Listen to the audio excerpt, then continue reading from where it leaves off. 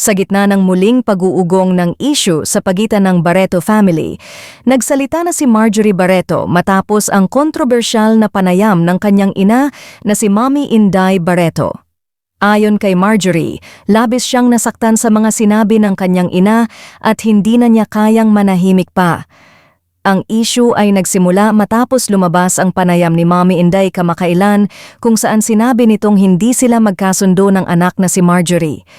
Pagkalipas ng halos isang linggo, sinagot ni Marjorie ang mga pahayag ng ina sa pamamagitan ng emosyonal na post. Inamin niyang labis siyang nasaktan at hindi makapaniwala sa mga sinabi ni Mommy Inday. Ayon sa kanya, taliwas umano sa katotohanan ang ilang detalye na binanggit sa panayam. Nauna na ring nag-react ang aktor at dating asawa ni Claudine na si Raymart Santiago. Mula sa official statement ng mga abogado ni Raymart, ay naglabas din ng personal na pahayag ang aktor sa kanyang social media account.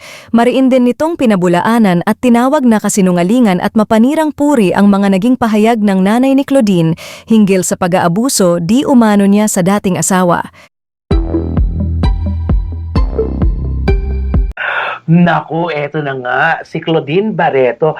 Alam mo, napansin natin, ako napansin ko rin to, napansin ng karamihan to, na biglang nung pagtapos magsalita ni Mami Inday at sinagot ito ni Raymart Santiago, parang wala na. Wala na talaga silang, dapat yun, merong ganyan, ganito, ganyan. Wala na eh. Parang bang sinabi nila na, ay, nagsalita si Raymart. Parang hindi nila Kasi may maliit yung kapasidad eh. Akala nila hindi sasalita. Pero yung pagsasalita naman po ni Raymart, labas walang ang order. Walang sagasa doon. Wala talaga. At parang nakakita ng kakampi ngayon si Raymart kay Marjorie Barreto.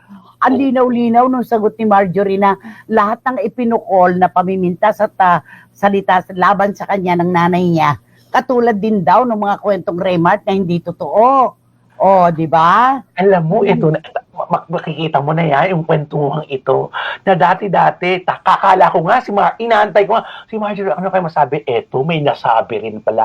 So, iisipin mo, bakit parang ganon? Bakit ganito? Ano ang nangyayari? Bakit Tapos, ang gulo? binuklat tuloy ni Marjorie yung kung sino yung favored daughter sa kanila, favored child. Sabi niya, ano daw, ang favored child doesn't do anything bad. Sabi niya ganon. Yes. She always emerges as the victim and the survivors are the villain. So, ibig sabihin, kamping-kampi si Mami Inday kay Claudine, walang nagagawang anumang masama. Parang ganon. Eh, natural, magsasalita din si Marjorie. Siya kasi ang inano doon eh. Siya ang pinuntunan. Diba? Alam naman natin, hindi niya nga gusto nga. Sabi niya talaga si Marjorie lang nga sa tatlong ng anak na ganyan, di ba, sa kanila. Parang si Marjorie daw ang malayo sa kanya. Sabi naman ni Marjorie, hindi ko daw siya kinakausap. Hindi raw kami magkasama. Nung wake nga naman ang kapatid niyang Kuya Mito niya, andun sila.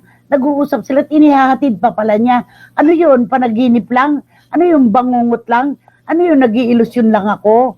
So, ano kaya nangyayari? Hindi kaya si Mami Inday may kailangan ng sa kanya ayusin. Makakalimutin na? Kwento, di ba? Nakakaloka talaga.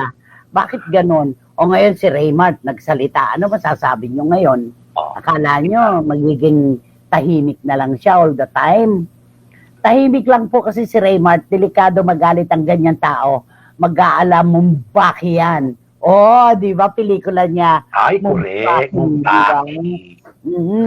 At saka pala, at saka nanay, lalo pa ngayon, naging, ngayon si Raymart, kasi sinuportahan pa ngayon siya ni Marjorie na parang, matibay yung pundasyon. Ganun nung pala. kanyang kiniklaim na walang katotohanan ang mga bintang ni Mami Inday, kasi sinabi ni Marjorie na, just like, gano'n just like, gano'n. Katulad ng ibinatong mga kwento tungkol kay Raymart, ito daw, napaka-unfair, napaka-mali, sabi ni Marjorie.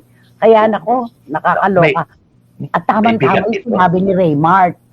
Di ba may sinabi si Raymart na, at hindi ko lubos maisip kung paano nila nasisikmura na ibilad sa publiko ang kwento ng mga buhay nila at kasiraan. Tapos maninira pa ng ibang tao. Ito, Oh, nagsasagutan na mag-ina ngayon. Oh, paano yan?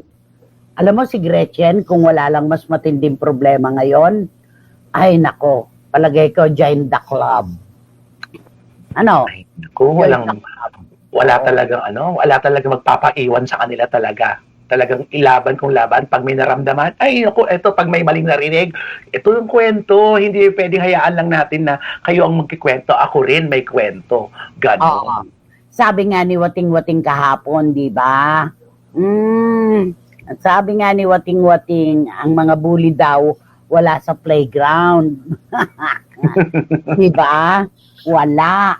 Okay. Nasa loob ng Johay. Ni Mami Inday ng maintenance, sabi ni Paolo Ubalde. Oo, dapat binabantayan to eh. Kasi parang baligtad yung mga kwento. Sana kung wala nang sasagot. Oo. Kaso buhay na buhay yung mga taong tinutumbok. Di ba? Ay naku, iwan na po natin sa kanila yan.